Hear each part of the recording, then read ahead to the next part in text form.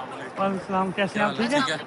भैया आपकी सारी वीडियो देख के हंस किया। अल्लाह इज्जत दे, दुआ में याद रखिए। पीछे बनाओ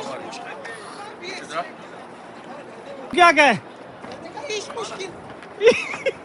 क्यों नहीं लगवाया तुमने? उनको नहीं पता था ना आपने आना है। नहीं वो लेकिन वो भाई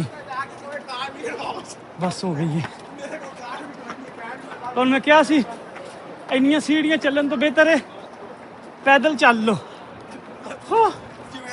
चेक करना दिंदा है किथे वे बिलाल, किथे वे बिलाल, बिलाल किथे वे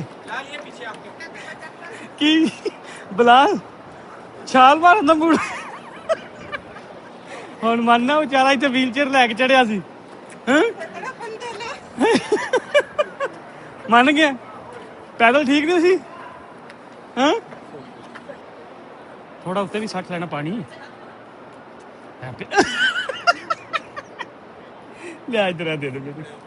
नहीं पी पी पी पी फाड़ कोट ला।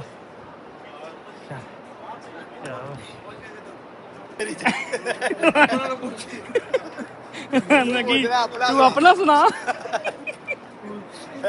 बस पहुंच गया 100 कोई होर रह गई बस। चल अल्लाह खैर करे, बैठ आराम में थोड़ा स्ट्रेस काट।